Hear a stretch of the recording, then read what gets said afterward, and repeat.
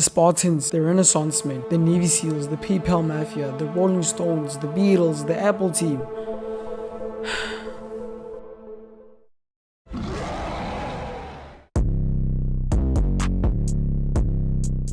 The majority of my self-improvement journey was spent in solitude. I had this underlying belief, just like most people, that I can be self-made and I can walk on this journey by myself and I can make it by myself. And that's just plain out wrong. You see, as humans, we're social creatures, social species, if you will. We're geared more toward interdependence than we are toward independence. You see, we all have different sets of strengths, weaknesses, sets of skills. We don't know the same things. You might find that in a tribe, there are certain people who are exceptional at hunting. Others are better at tracking, while others may be very good at tool making. The point I'm trying to make here is we're all different. And each of us alone can't really survive solely off of the skills that we have. But when we come together as a collective and pull together the knowledge that we have, if we pull together the sets of skills that we have, if we pull together our efforts, we end up with something greater than the sum of its parts.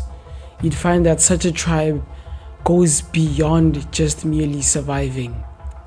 They start thriving.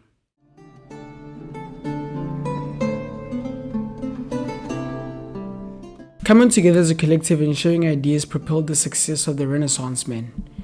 It wasn't until the invention of the printing press that the change that the Renaissance brought actually came into fruition.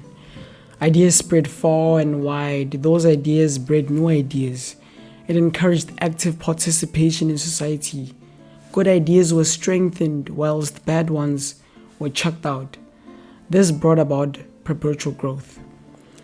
Now guys, I'm sure most of you can see that if you take what the Renaissance did and apply it to self-development, we too could actually achieve the extravagant things that they went about achieving in their time. I mean, if you take a group of young males, people who are eager to better themselves, people who are eager to succeed, you group them together. You allow them to share what they know, to exchange information and knowledge, to exchange advice, to exchange skills, to help each other out. You're going to witness perpetual growth. When you start communicating and sharing, that's where the magic happens, boys. Alone, you're always going to be subject to a single perspective. You're going to be subject to your own biases, your own judgments. But when you come together collectively and start doing this, we're going to very quickly pick out the ideologies and thoughts that are holding us back, the things don't necessarily serve us. And we're going to start adopting the things that actually strengthen us and makes us better. So with that being said, boys, I encourage each and every one of you guys to actively participation in this self-development journey of yours. As much as it might seem like it's a solo journey, it's actually a journey that's meant to be taken together, because that's where you'll find perpetual growth, not alone.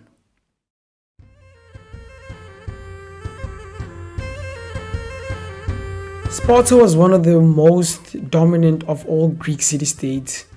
They were notoriously known for their militaristic values. You might be familiar with the 300 Spartans, notoriously known for their undying flame of bravery and relentless fighting spirit. This can all be attributed to several factors, but there's one in particular which Demaratus perfectly encapsulates in this quote. The Spartans are the equal of any men when they fight as individuals. Fighting together as a collective, they surpass all other men. In simple terms, the Spartans were greater than the sum of their individual parts. By now, it should be evident that on this journey of self-development, you are going to need some companions of yourself, some Spartans by your side, some people who are going to hold you accountable for your actions. From what I picked up from the Spartans, it seems as if coming together, holding each other accountable, is the very thing that actually led them to the massive success which they had. That's how they were so dominant in their time. If we come together as young men on this journey of self-development, hold each other accountable, we're going to see growth like we've never seen before, boys.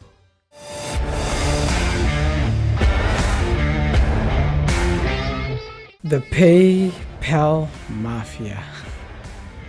For those who don't know, the PayPal Mafia is a group of former PayPal employees and founders who later went on to found 7 unicorns. Aaron created YouTube, but it didn't pick up until he showed the site to a former colleague of his who ended up getting him seed venture capital, which later on led to the success of YouTube as we know it.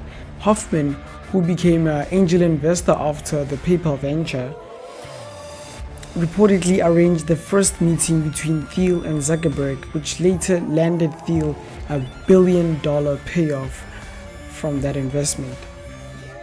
What I'm basically trying to show you is having the right circle around you can do wonders for you. If it were not for the PayPal Mafia circle, none of the conglomerate social media companies that you see today would exist. Imagine if you had such great people surrounding you.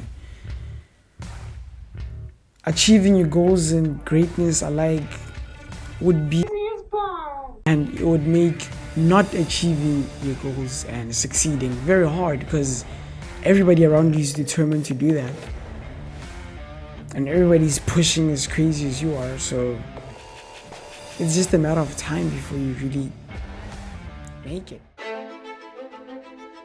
There's a great African proverb which goes something along the lines of, if you want to go fast, go alone.